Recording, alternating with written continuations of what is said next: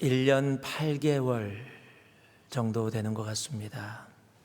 팬데믹으로 인해서 참 많은 변화들이 우리들의 삶에 있었습니다. 개인의 삶에도, 또 직장에도, 가정에도, 아이들의 학교에도, 아니 한 나라에 국한되지 않고 온 세계에 많은 변화들이 찾아왔습니다. 교회도 그 변화의 예외가 되지 않았습니다.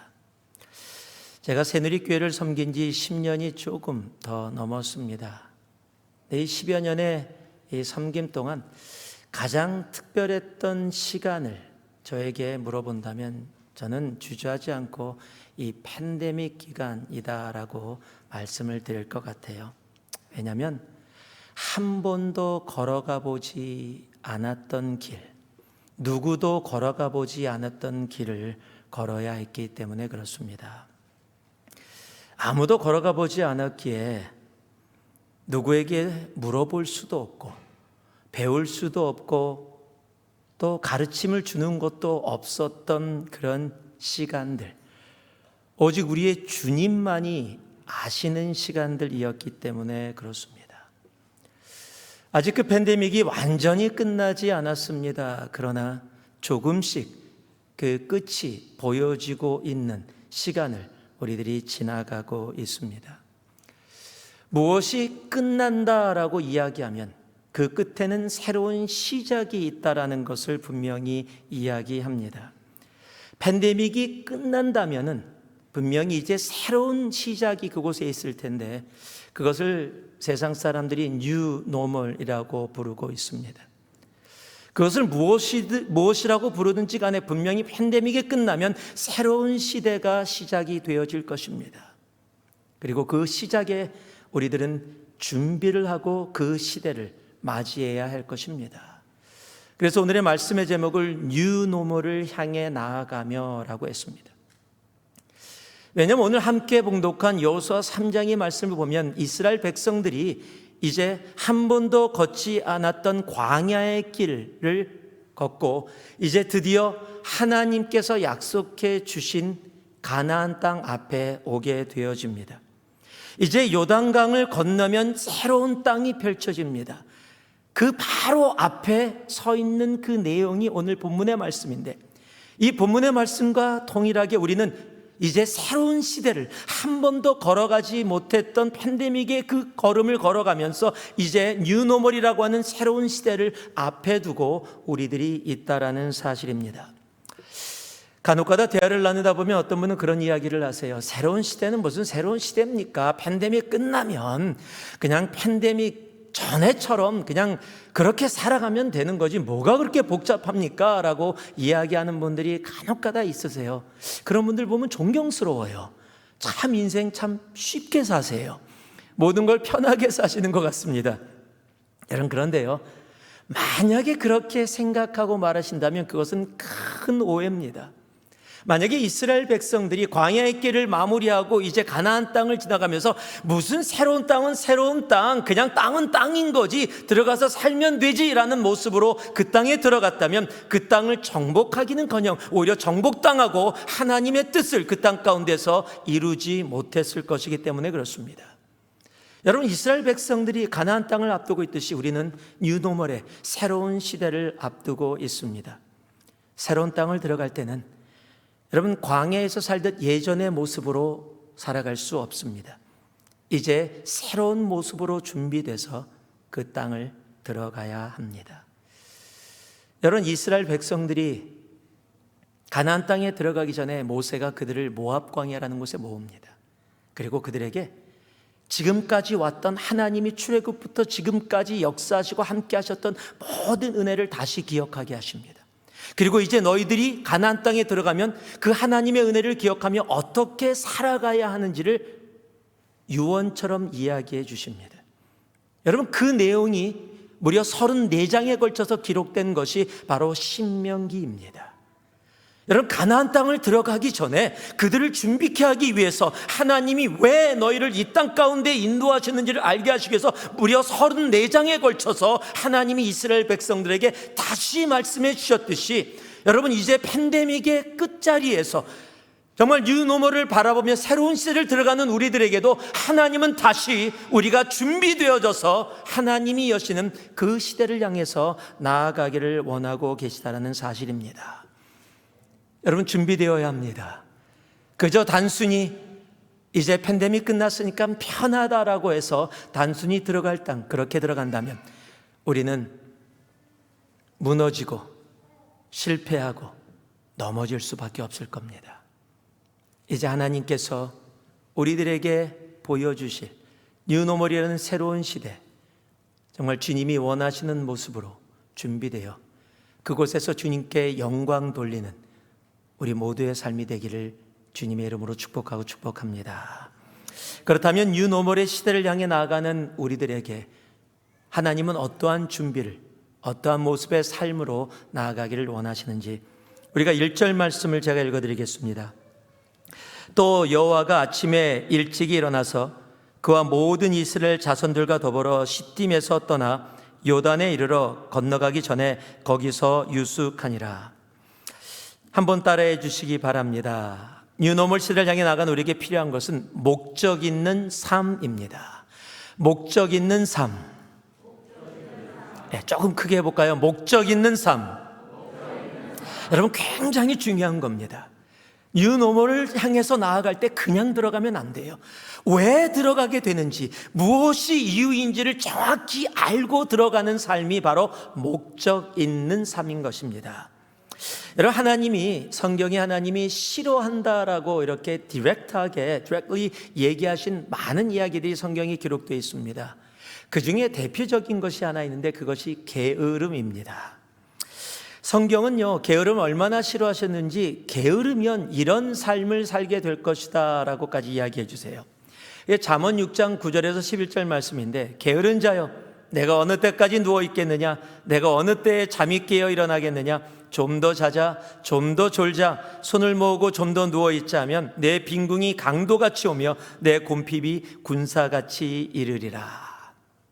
만약에 여러분이 게으름에서 벗어나기 원하면 이 성경 구절을 카피에다가 여러분이 주무시는 침대 천장에다 붙여놓고 매번 읽으시면 그러면 누워있기 좀 불편할 거예요.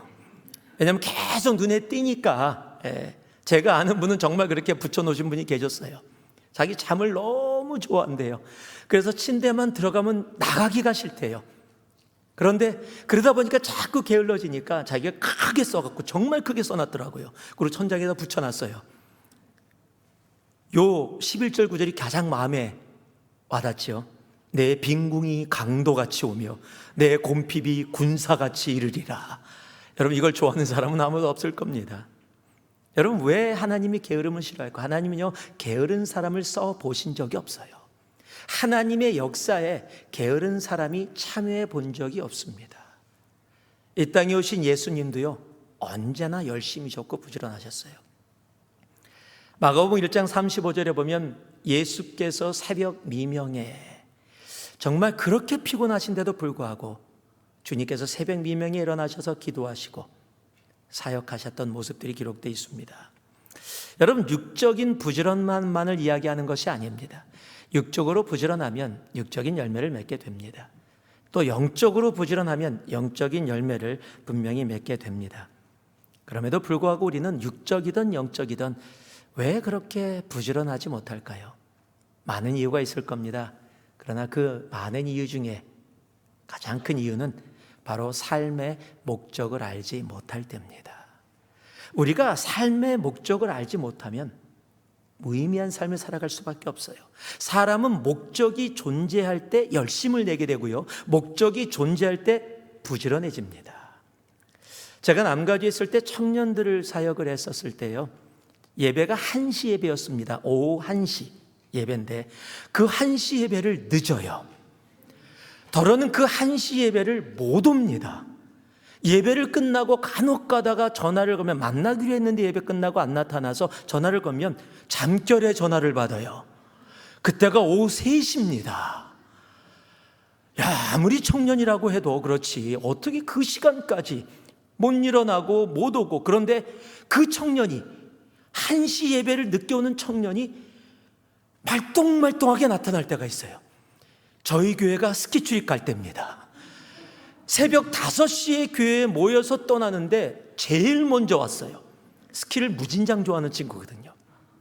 그래갖고 5시에 떠나야 되는데 아직 사람이 다 안 온 거예요. 화를 내더라고요. 사람들이 이렇게 약속 시간을 안 지키고 안 나타난다고요.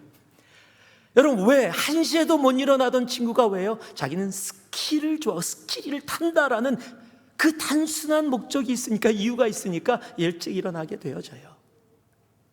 여러분, 성도들도 마찬가지시죠. 여기 계신 분들도 골프 좋아하시는 분들 새벽 5시에 일어나서 가시더라고요.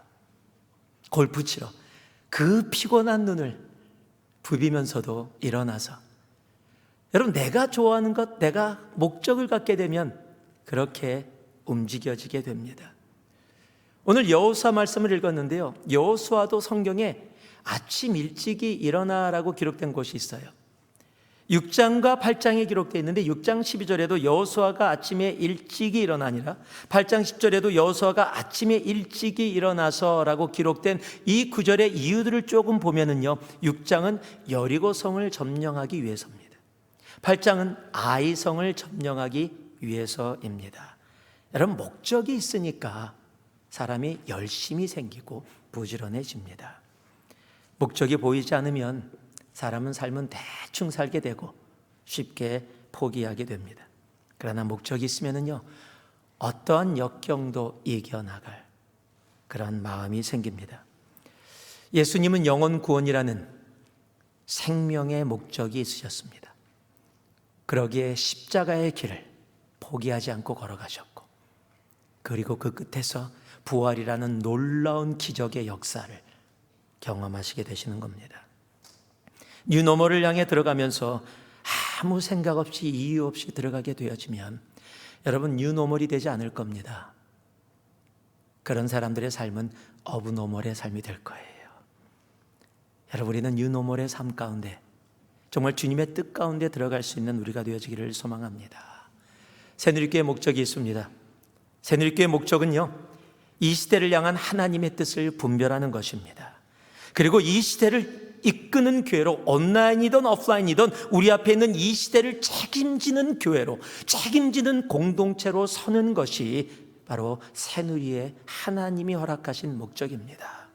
이것은 새누리 공동체뿐만 아니라 지금 개개인 교회라고 불려지는 모든 하나님의 자녀들의 삶에도 동일한 목적이 되어져야 합니다. 왜냐하면 하나님이 팬데믹을 허락해 주셨을 때는요, 하나님은 아무 이유 없이 우리들에게 허락하지 않으셨기 때문입니다. 하나님은 우연히 하시는 일이 없으세요. 하나님은 언제나 목적과 이유를 가지고 하나님의 일을 행하십니다. 그러기에 여러분, 그 하나님의 목적을 분별해서 깨닫고 알고 새로운 시대로 들어가는 것과 그 뜻을 전혀 알지 못하고 들어가는 것과는 분명히 완전한 차이가 있다는 사실입니다. 팬데믹이 시작되었을 때 제가 참 이게 뭐지라고 생각했었습니다. 처음에는 굉장히 당황했었어요. 대체 이것이 무엇이지? 여기서부터 이제 우리가 무엇을 해야 하지? 교회가 스탑되어지고 세상이 한 번도 경험해보지 일을 경험해보지 못한 일을 경험하면서 묵상을 하다가 하나님께서 허락해 주신 마음이 있어서 썼던 칼럼이 있습니다. 담임 목사 칼럼에 올라가 있는데 2020년 3월 달, 바로 팬데믹이 실질적으로 선포되었던 그때쯤에 썼던 칼럼입니다. 이 칼럼을 좀 시간이 지나서 지금과 조금 차이가 있지만 그때 썼던 그대로 먼저 여러분께 한번 읽어드리기를 원합니다. 한국에서 고3이 되는 순간부터 대학 입시 수능 시험을 마칠 때까지 받는 스트레스는 아마 한국에서 그 시간을 지나온 사람들은 다 아실 겁니다. 당사자가 지나왔던, 자녀들이 지나오는 것을 함께 지나온 부모들이든 누구나 아실 겁니다. 한국의 고3은 자기 시간이 없습니다. 아침부터 저녁까지 오직 대학교를 들어가기 위한 매일의 전투가 존재할 뿐이죠. 대학교를 들어가기 위해 준비 과정 중에 모의고사라는 것이 있습니다. 지금까지 공부해 온 것을 모의고사라는 방법을 통해 내가 어느 정도 알고 있고 준비가 되었는지를 확인하는 과정입니다. 모의고사이기에 몇 점을 받았느냐보다 어떤 영역에서 내가 잘했고 어떤 영역에서 내가 아직 부족한지를 알아 진짜 대학 입학 시험을 준비하게 하는 것이 모의고사의 중요한 목적입니다. 그러기에 모의고사는 대학 학력고사를 준비하게 하는 준비의 과정입니다. 모의고사를 조금 못 보아도 그래서 실망할 필요가 없습니다. 못 본 것보다 중요한 것이 왜 못 보았는지를 알아 내가 부족한 부분을 잘 준비하면 되기 때문입니다. 저는 지금 이 땅의 교회가 믿음의 모의고사를 치르고 있다고 생각합니다. 지금 온 세계가 코로나 바이러스로 인해 혼돈에 있습니다. 세계보건기구는 이번 주 팬데믹을 선포했습니다. 2020년 3월을 이야기하는 겁니다. 온 세계가 전염병의 위험이 있다고 경고를 한 것입니다. 전 세계적으로 10만 명이 넘는 사람이 이 병에 감염되었고 수천 명이 넘는 사람들이 생명을 잃었습니다. 지금은 숫자가 더 엄청나게 불었음을 아십니다. 그로 인해 사람들이 마음에 두려움이 가득하고 각 나라의 경제활동은 엄청나게 타격을 입고 있습니다. 사람들이 두려움에 물건들을 필요 이상으로 사재기를 하므로 물건들이 부족해져 어떤 물건은 배급을 해야 하는 지경까지 이르고 있습니다. 온 세계를 이렇게 혼돈에 있게 한 코로나 바이러스는 독감보다 분명 지병이 있거나 면역력이 약한 사람들에게 위험하지만 실상 우리가 느끼는 것보단 그렇게까지 위험한 바이러스가 아니라고 의사들이 입을 모읍니다. 그럼에도 사람들이 이렇게 두려워하는 이유는 아직 치료 백신이 없고 또한 이 바이러스가 전염성이 강하기 때문일 것입니다. 전염되었을 때 나의 생활이 위축될 수밖에 없고 또한 나로 인해 다른 이들이 입을 수 있는 피해로 인해 가지게 되는 여러 가지 상황 때문인 것입니다. 교회 또한 혼란스럽기는 마찬가지입니다. 각종 모임과 사역이 멈춰서고 예배들까지 멈춰지는 초유의 일들이 이루어지고 있기 때문입니다. 이러한 상황을 지나며 처음엔 당황스럽기만 했습니다. 한 번도 가보지 못한 길이기에 더더욱 그러했습니다. 왜 이런 일이 이루어지고 있는지 알지 못했습니다. 그러나 시간이 조금씩 지나며 당황스럽던 마음에 조금씩 하나님의 사랑과 은혜가 느껴지기 시작했습니다. 아주 만약에 지금 우리가 경험하고 있는 이 코로나 바이러스가 아닌 이것보다 훨씬 강한 혹 영화에서나 보던 그런 바이러스가 발생했다면 지금 우리가 지나가는 이 길보다 더한 정말 영화 같은 마지막 때가 이루어졌을지도 모릅니다. 코로나 바이러스의 사태를 반응하는 지금 우리들의 모습이라면 이것보다 더한 것이 올 때 과연 어떠한 반응을 보일까는 보지 않아도 알 수 있을 것 같습니다. 그러면서 혼자 생각했습니다. 하나님이 우리를 사랑하셔서 모의고사를 주신 것이 아닌가 하는, 말로만 마지막 때를 살고 있습니다 외치던 공허한 외침에 정말 마지막 때가 되면 그때가 어떠할지 우리로 알게 하시는 하나님의 마음을, 이번 코로나 바이러스 사태를 지나며 우리의 믿음의 레벨이 어디에 있는지, 내가 생각하며 살아온 나의 믿음이 진정 어떠한 모습인지, 내가 말하고 나누었던 믿음이 정말 이런 현실 속에서 믿음으로 나타나는지를 보게 하시고 미리 알게 하셔서 정말 있을 진짜 시험을 준비하게 하시는 하나님의 사랑과 은혜의 마음을 봅니다. 이 믿음, 이 영적 모의고사를 잘 치루어서 진짜 있을 마지막 때를 잘 준비하는 우리가 되어지기를 진심으로 바랍니다. 그래서 이 모든 것이 끝났을 때 정금같이 나아가는 우리가 되기를 소망합니다.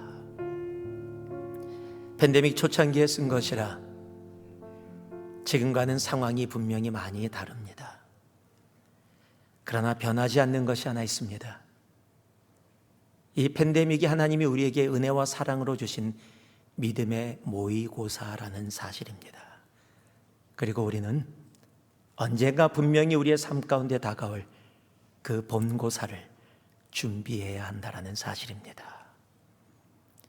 이 팬데믹 가운데서도 하나님의 그 뜻을 우리가 분별하지 못하고 하나님의 그 목적을 분별하지 못하고 그저 단순하게 팬데믹 끝났어, 와 이제 지겨운 팬데믹 끝났다, 그러니까 나 이제 편하게 살란다, 그동안 못했던 거 다 하면서 살련다고 단순하게 그 뉴노멀이라고 불려지는 시대로 들어간다면 우리는 넘어지고 다치고 실패하고 하나님의 이름을 영광되게 올려드리는 것이 아니라 하나님의 이름에 먹칠하는, 하나님이 원치 않는 삶을 살아가는 우리가 될 수 있게 될 것입니다. 여러분, 팬데믹 우연히 주어진 거 아닙니다. 이 열방의, 이 세상의 주관자 되신 하나님이 이 팬데믹을 우리에게 있도록 허락하셨다면 그곳에는 분명한 하나님의 목적이 있습니다. 여러분, 그 목적을 분별하고 이 팬데믹의 끝에 새롭게 시작하는 뉴노멀이라는 그 시대를 향해서 우리는 나아가야 합니다. 칼럼의 끝에 썼던 성경 구절이 하나 있습니다. 욥기 23장 10절입니다. 그러나 내가 가는 길을 그가 아시나니 그가 나를 단련하신 후에는 내가 순금같이 되어 나오리라. 여러분, 이 팬데믹을 통과하는 우리가 순금처럼 준비되어져 이제 뉴노멀이라는 새로운 시대에 당당함으로 나아갈 수 있기를 소망합니다. 하나님의 목적을 깨닫고 그 목적을 분별해서 나아가는 삶이 바로 목적 있는 삶입니다. 팬데믹이 끝나면 새로운 시작이 시작될 겁니다. 아니, 더러는 뭐가 다른데, 별로 특별한 거 없는데 라고 이야기할지도 모릅니다. 그러나 분명히 영적으로 엄청나게 다른 세계가 펼쳐지게 될 것이고, 나도 모르게 지나가는 순간순간 정말 하나님께서 우리에게 주시고자 하는 놀라운 하나님의 계획들을 미스하지 않는 정말 우리들의 삶이 되어져야 합니다. 목적 있는 삶, 하나님은 그것을 우리들에게 말씀하고 계십니다. 한번 따라해 보실래요? 목적 있는 삶, 하나님의 목적을 분별하는 것, 그리고 다가올 새 시대를 정말 온전히 책임지고 감당할 수 있는 그런 새누리 공동체, 그리고 우리 한 사람 한 사람 되기를 다시 한번 예수 그리스도의 이름으로 축복합니다. 두 번째, 하나님이 우리로 준비케 하고 싶으신 것이 있습니다. 같은 1절인데요, 1절 뒷부분에 이렇게 기록되어 있습니다. 이스라엘 자손들과 더불어 시딤에서 떠나 요단에 이르러 건너가기 전에 거기서 유숙하니라. Where they camped before crossing over. 지금 여기서 캠프했다라고 이야기합니다. 이제 뉴노멀을 앞에 두고 하나님이 우리로 준비케 하기 원하시는 삶이 있습니다. 그 삶은 바로 인내하는 삶입니다. 한번 따라해 주실래요? 인내하는 삶. 요즘 이 시대에 유행하는 또 신종어가 하나 생겼습니다. 보복 여행, 보복 소비라는 말입니다. 한국에서 유행하는 겁니다. 1년 반 거의 2년 나가는 팬데믹이 지나면서 그동안 하지 못했던, 여행하지 못했던 것을 이제 끝나서 조금씩 열리기 시작하니까 다 가겠다는 겁니다. 그것을 보복여행이라고 얘기하고요. 그동안 못 샀던 거 다 사겠다 하는 것을 보복소비라고 그렇게 한국에서 이야기를 합니다. 1년 반 동안 갇혀 있었으니까요, 그동안 내가 힘들고 지치고 불편했던 모든 것을 보상받기 원하는 사람들의 마음을 그렇게 표현한 겁니다. 여러분, 그렇다면 한번 생각해 보세요. 2년이라는 시간 조금 불편했지만은요, 조금 예전보다는 못한 거 있었지만 그래도 나름대로 하면서 다 살아왔는데, 이스라엘 사람들은 무려 40년의 시간을 광야의 길을 걸었어요. 모래바람과 뜨거운 햇빛, 고생이라는 고생은 다 하는 정처 없는 나그네의 길을 살은 사람들이 이스라엘 사람들입니다. 그런데 그들 앞에 지금 가나안, 하나님이 약속한 젖과 꿀이 흐르는 땅이 있어요. 이제 달려 들어가도 정말로 부족한데 그 땅을 들어가지 않고 그곳에서 유숙했다, 캠프했다라고 성경은 기록하고 있는 겁니다. 여러분, 한 주만 여행해도요, 집에서 편하게 자고 싶은 것이 사람 마음입니다. 여러분, 저도요, 비전 트립 다녀왔잖아요. 갔다 와서 열흘 정도밖에 안 다녀요. 집에 딱 오면서 와, 집이 제일 좋아. 자동으로 나와요. 여러분, 이스라엘 사람들은 40년 광야 생활을 했어요. 저에게서 수년 전에 이스라엘 성지순례를 갔던 적이 있습니다. 그 중에 저희들이 이스라엘 사람들의 광야를 경험하겠다고 3시간 동안 광야의 시간을 가졌어요. 그날도 바람이 불었습니다. 모래바람이 부니까 눈에 코에 입에 모래바람 들어가니까요, 그냥 있는 거 가지고 그냥 얼굴 다 뒤집어 씌우고, 왜 그 사람들이 그렇게 하는지 알았어요. 3시간 걷는 동안 한 사람은 쓰러졌어요. 정말로 힘들었어요. 제가 거기서 경험한 것이 있어요.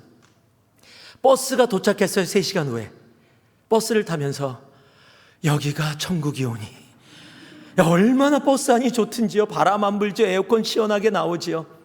그런데 이스라엘 사람들은 40년을, 제가 그 3시간의 광야 시간을 지나고 나서 이스라엘 사람들을 무진장 존경하게 됐어요. 예전엔 성경 보면서요, 불평하고 야, 이 못된 놈들, 그 기적을 경험하고도 그렇게 불평하냐 그랬는데, 여러분, 그들 불평 별로 안 한 거예요. 우리는 3시간 동안 거의 불평이 처음부터 끝까지였어요. 저는 왜 내가 이 시간을 하겠다고 해서, 사람들은 대체 선목사는 이 광야 이 시간을 만들어 갖고 우리를 이렇게 생고생시켜 그러고, 뒤에서 불평이 들려요. 그 와중에 한 명이 쓰러지니까 그 눈총들은요 단지 3시간인데. 여러분, 그런 40년의 광야 생활을 이제 마무리하는 점에, 여러분, 모든 사람이 달려 들어가고 싶을 그 약속의 땅인데 그곳에서 머뭅니다. 왜일까요? 여러분, 굉장히 중요한 것이 있습니다. 하나님께서 우리들에게 인내를 요구하실 때는요, 왜냐하면 그 인내 안에는요, 하나님의 때가 중요하기 때문에 그렇습니다. 그냥 건너는 것이 아니라 하나님께서 주시는 그 때를 기다리는 것. 여러분, 하나님의 때를 기다려야 요단강이 갈라집니다. 그리고 그 마른 땅을 밟고 건너게 되어지기 때문입니다. 여러분, 하나님의 때를 기다리는 것, 그래서 쉽지 않습니다. 여러분, 용기가 필요합니다. 그래서 성경은요, 시편 27편 14절은 뭐라고 얘기하는지 아세요? Wait for the Lord, be strong and courageous. Wait for the Lord. 주님을 기다려라. 그러나 기다림이 쉽지 않으니까 강하고 담대하라. 그래서 주님을 기다려라 라고 말씀하고 계시다라는 사실이에요. 여러분, 기다림은 쉽지 않습니다. 그래서 용기가 필요해요. 여러분, 인내는 쉽지 않습니다. 용기가 필요합니다. 여러분, 하나님이 이 팬데믹 가운데서도, 그리고 이제 팬데믹을 끝나고 새로운 뉴노멀의 시대에 들어가서 하나님 대체 뭐요? 우리 보고 어쩌라고요? 라고 이야기할 때, 여러분, 그 기다림에는 용기가 필요해요.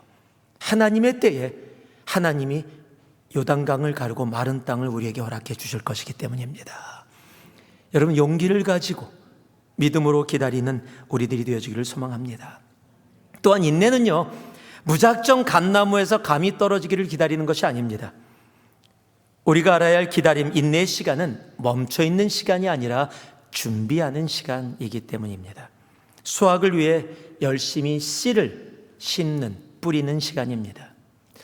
그로잉이라는 책이 있습니다. 문효한 씨라는 분이 쓴 책에 이런 글이 기록되어 있어요. 기다리는 사람은 눈을 감지 않는다. 외면하지 않고 자신이 기다리는 대상을 바라보고 준비한다. 마치 야구에서 훌륭한 타자와 같다. 훌륭한 타자는 사구를 얻기 위해 타석에 오르지 않는다.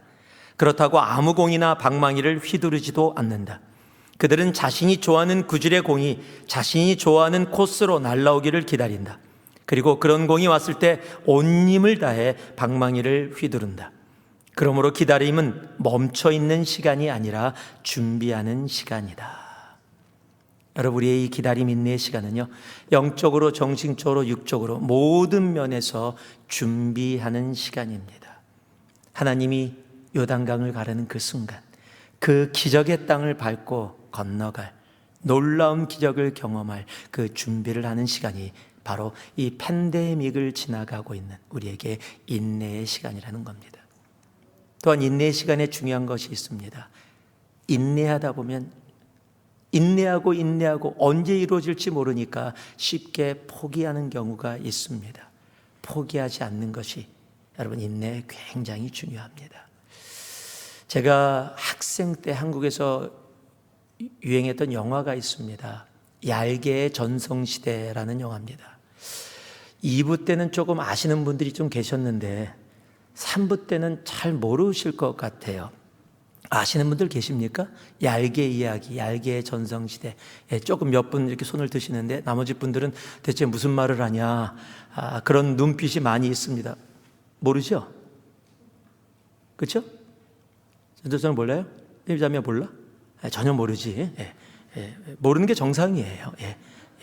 저는 이 얄개 시대 그 영화를 봤어요. 이승연 씨라는 분이 주인공이었고요. 그분이 이제 필리핀 선교사로도 나가셨었고, 그 후의 삶은 제가 잘 모르는데, 어쨌든 이분이 굉장히 인기가 있었던 영화고 저도 굉장히 좋아했습니다. 그 중에 한 영화가 기억이 나는데, 이승연 씨가 이제 이 얄개가 시골에서 다른 학교로 전학을 온 거예요. 여러분, 보통 여러분들도 경험하셨던 전학 오면 이제 선생님이 새로운 학생 데려다가 학생 반 앞에서 소개를 하게 합니다. 그럼 보통 저는 누굽니다, 잘 부탁합니다, 보통 이런 인사를 하게 되는데 딱 쓰자마자 이러는 거야. 잘 들어, 이제부터는 내가 이 학교의 짱이다. 그리고 학생들이 아니 무슨 저 이상한 사람이 왔어, 그리고 웅성웅성거리는 거예요. 그러니까 지금부터 내가 이 학교의 짱이니까 내 말 잘 듣고 나를 따라, 막 그러니까 사람들이 막 난리가 났어요. 그중에 그 이야기가 큰방 소문이 나서 그 학교의 진짜 짱 귀에 들려간 거예요. 그러니까 바로 연락이 왔습니다. 이상한 애가 하나 전학이 왔는데 그렇더라. 바로 연락 가서 끝나고 뒷동산으로 와. 그래서 뒷동산에 모였습니다. 또 그냥 구경하려고 학생들이 잔뜩 모였죠. 얄개하고 진짜 그 학교의 짱이 딱 둘이 마주보고 딱 눈을 마주보면서 째려보면서 딱 씁니다. 긴장이 흐릅니다. 음악이 그냥 아주 긴장이 흐르게 음악이 나와요. 그리고 서로 싸움이 딱 시작되는데 이게 웬일입니까? 얄개가 싸움을 하나도 못하는 애예요. 그냥 또 주먹도 그냥 못 싸우는, 그러니까 이 진짜 짱이 막 때리면 다 맞고요, 막 그냥 헛손질 휘두르고요, 계속 넘어지고요, 결국에는요 하도 맞아서 기절했어요. 사람들이 실망을 했습니다. 짱이라고 외치니까 나름대로 실력이 있을 거라고 생각했는데 너무 형편없으니까 실망하고 막 손가락질하면서 다들 짱 자신도 무슨 저런 친구가 다 있나 이렇게 생각하고 갔어요. 가서 이제 하도 기가 막혀서 하다가 당시에 이제 담배 피는 고등학생들이 많았잖아요. 화장실 들어가서 딱 담배를 피고 있는데 누가 똑똑 두드려요. 그러니까 똑똑 안에서 두드렸습니다. 당연하죠. 똑똑 두드리면 안에 누가 있습니다 라고 하는 건데 또 두드리는 거예요. 똑똑. 그래서 또 두드렸어요. 그런데 또 두드리는 거예요. 화가 나서 문을 탁 열고 누구야 그러는데 갑자기 맞아가고 퉁퉁 붓고 코피는 나고 온몸에 힘이 없어서 제대로 서 있지도 못한 모습으로 얄개가 서 있는 거예요. 그러면서 이렇게 얘기합니다. 아직 안 끝났어.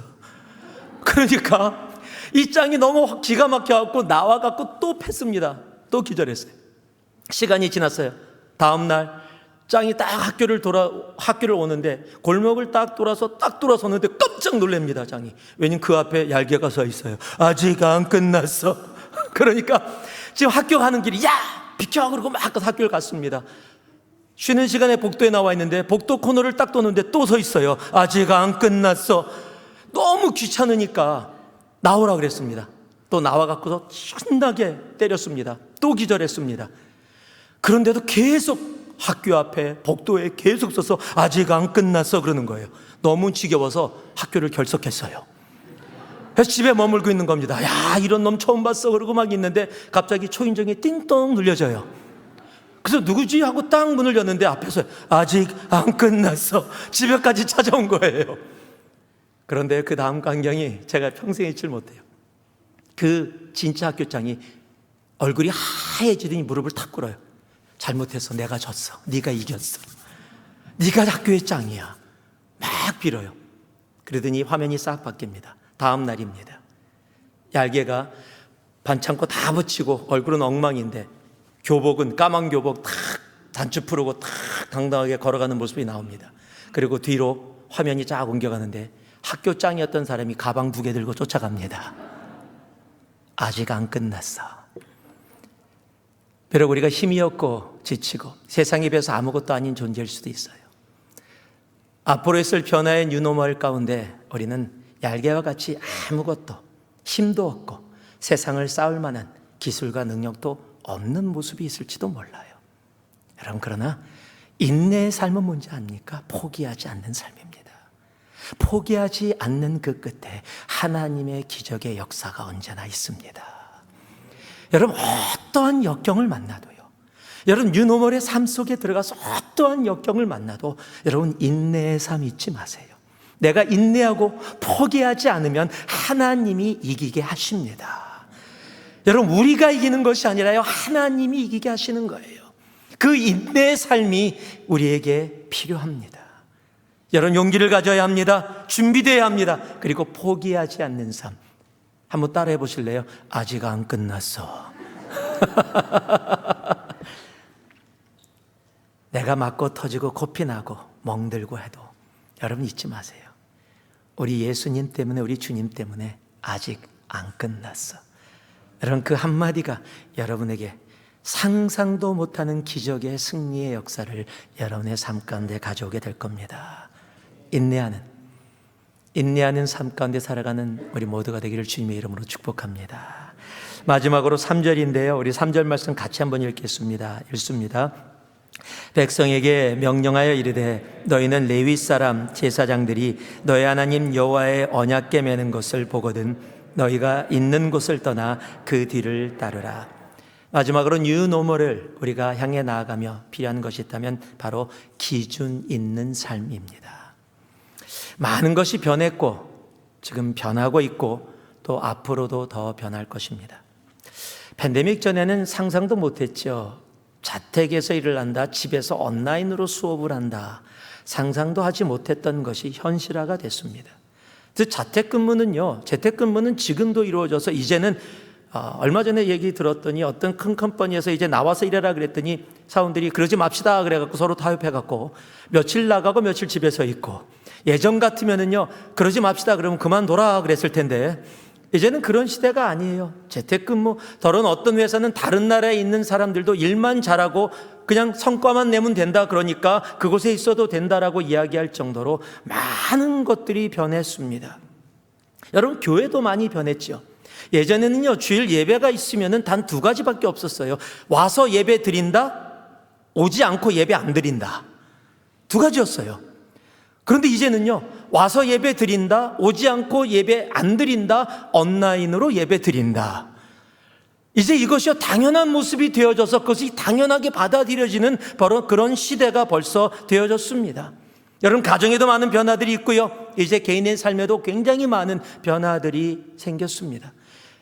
팬데믹 전에는 줌이라는 단어가 무엇인지도 몰랐어요. 그냥 줌하고 줌아웃밖에 몰랐는데 이제는 모든 사람들이 알고 있는 단어들이 되어져 버렸습니다. 이렇게 변하는 시대에 변화의 물결이 강할 때 중요한 것이 있습니다. 그것이 내가 무엇을 기준으로 해서 이 변화를 맞이하느냐입니다. 내 기준에 따라 이 변화에 대한 삶의 반응이 다르기 때문에 그렇습니다. 그런데 오늘 이 말씀이 우리들에게 그 기준을 분명하게 말씀해 줍니다. 가나안을 향해서 들어가는 이스라엘 백성들에게 주님이 해주신 말씀은 단 하나입니다. 언약궤를 따라가라. 이제 광야 40년의 길을 마무리하고 새로운 땅을 향해서 들어가는 그들에게 요단강을 건너는 그 순간뿐만 아니라 앞으로 너희들이 이 가나안 땅에서 살아가야 될 기준을 말씀해 주고 계신데, 그 기준이 무엇이냐? 바로 하나님의 언약궤, 하나님의 말씀이다라고 분명하게 말씀하고 계시는 겁니다. 여러분, 세상이 변해도 영원히 변치 않는 기준은 하나님의 말씀뿐입니다. 이사야 40장은 분명히 말씀하고 계십니다. 푸른 마르고 꽃은 시드나 우리 하나님의 말씀은 영영이 서리라. 여러분, 말씀을 기준으로 삼는 삶과 그렇지 않은 삶은 완전히 다릅니다. 여러분, 삶의 중요한 일을 결정할 때 더러는 이익과 손해로 결정하는 사람들이 있습니다. 무엇이 나에게 이익이냐, 무엇이 손해냐. 더러는요 나의 경험으로 결정합니다. 내가 이렇게 경험했기 때문에. 더러는 나에게 주어진 환경, 또 여러 사람들의 말, 더러는 과거의 상처를 가지고 결정하는 사람들도 있습니다. 근데 우리의 삶 속에 가장 많이 영향을 끼치는 기준이 있어요. 그게 뭐냐면 사람들입니다. 사람들이 어떻게 하고 있느냐, 많은 사람들이 어떤 모습으로 어떤 방향으로 가고 있느냐가 우리를 기준으로 만들게 할 때가 굉장히 많이 있습니다. 성경에도 그런 이야기들이 있습니다. 마태복음 14장 9절을 보니까요, 왕이 근심하나 자기가 맹세한 것과 그와 함께 앉은 사람들 때문에 주라 명하고. 이게 무슨 말씀이냐면 분봉왕 헤롯이 침례 요한을 죽이게 되는 과정의 한 부분입니다. 이복 동생 빌립의 아내 헤로디아를 뺏었습니다. 그 뺏은 것을 침례 요한이 잘못됐다고 질책했더니 그 소리를 듣기 싫어서 침례 요한을 감옥에 가둬버렸어요. 그런데 하나님이 두려워서 죽이지는 못하고 감옥에만 놔뒀는데 헤로디아의 딸의 요청으로 그렇게 할 수밖에 없게 된 겁니다. 자신은 죽이기 원치 않는데 맹세한 것뿐만 아니라 뭐라고요? 사람들 때문에 침례 요한을 죽이게 되어지는 겁니다. 예수님을 십자가에 못 박았던 빌라도도 동일한 이유 때문에 예수님을 사람들에게 넘겨줬습니다. 마태복음 27장을 보면요, 빌라도가 아무 성과도 없이 도리어 밀란이 나려는 것을 보고 물을 가져다가 무리 앞에서 손을 씻으며 이르되 이 사람의 피에 대하여 나는 무죄하니 너희가 당하라. 빌라도는요, 예수님이 죄가 없으심을 알았어요. 죄가 없음을 알았다면 당연히 풀어드리면 되는 건데 그렇지 않고 십자가의 길로, 십자가로 예수님을 보냈어요. 왜요? 사람들 때문에. 여러분, 내 삶에 결정하는 중요한 결정들이 사람들이 어떻게 하느냐라는, 사람들을 따라가게 되어지면 결국 우리의 길은 하나님이 원치 않는 길로 나아가게 되어 있습니다. 여러분, 그거 쉽지 않잖아요 라고 이야기할지도 몰라요. 예, 쉽지 않습니다. 그러나 했던 사람들이 있습니다. 우리가 잘 알고 있는 다니엘서 6장을 보면 다니엘이 이 조서에 어인이 찍힌 것을 알고도 하루에 3번씩 창문을 열고 예루살렘을 향해 하나님께 기도했습니다. 사람들 때문이 아니라 무엇 때문에요? 하나님의 말씀으로 인해서. 여러분, 말씀이 나의 결정의 기준이 되어질 때 하나님이 그 삶에서 역사하시는 겁니다. 여러분, 하나님의 말씀이 우리의 삶의 기준이 되기를 주님의 이름으로 축복합니다. 여러분, 세상에 어떤 것이 와도요, 뉴노멀 시대가 우리가 정말 상상할 수 없는 변화가 오고 어떠한 어려움이 오고 핍박이 오는 시대가 될다 할지라도, 아니 우리들이 유혹에 빠질 수 없는 엄청난 유혹으로 우리를 이끌어간다고 할지라도 우리가 하나님의 말씀을 내 삶의 기준으로 삼으면은요, 이 뉴노멀의 시대에 하나님이 허락하시는 놀라운 기적의 역사의 삶에 분명히 동참하게 될 것입니다. 여러분, 하나님의 말씀만이 우리의 삶의 기준이 되어져야 합니다. 사람 때문에, 경험 때문에, 상처 때문에, 편리함과 편안 때문에 우리의 삶의 결정을 하는 우리가 되지 않기를 소망합니다. 하나님의 말씀으로 이 변화의 시대의 기준을 삼고 정말 뉴노멀을 향해 나아가는 오늘 예배드리고 있는 우리 모두가 되기를 다시 한번 예수 그리스도의 이름으로 축복합니다. 말씀을 마무리하겠습니다. 원하든 원치 않든 우리는 이제 뉴노멀의 시대를 앞에 두고 있습니다. 무엇이 우리를 기다리고 있는지 아무도 모릅니다. 그러나 분명한 것은 결코 쉽지 않은 것들이, 특별히 영적인 삶 속에는 더더욱 쉽지 않은 것들이 분명히 기다리고 있을 겁니다. 그러기에 우리는 더더욱 하나님의 뜻을 분별하는 목적 있는 삶을 살아가야 합니다. 그리고 그 목적 있는 삶의 열매를 바라보며 용기를 가지고 준비하는 시간, 그리고 아직 안 끝났어, 정말 포기하지 않는 인내의 삶으로 나아가야 합니다. 그리고 그 가운데 우리가 결정을 할 때 기준은 단 하나뿐입니다. 하나님의 말씀. 시대가 변하고 상황이 변해도 결코 변치 않고 우리를 인도하시는 absolute standard, 하나님의 말씀, 그 기준 있는 삶, 그 삶으로 살아가기를 진심으로 소망합니다. 한번 따라해 보실래요? 목적 있는 삶, 인내하는 삶, 기준 있는 삶. 이 한 주 정말 하나님 뉴노멀을 앞에 두고 제가 목적 있고 인내하고 기준 있는 삶이 무엇인지를 가슴에 담고 묵상하며 나아갑니다. 정말 이 한 주 그런 깊은 묵상과 기도가 우리들에게 있기를 다시 한번 예수 그리스도의 이름으로 축복하고 또 축복합니다. 기도하겠습니다.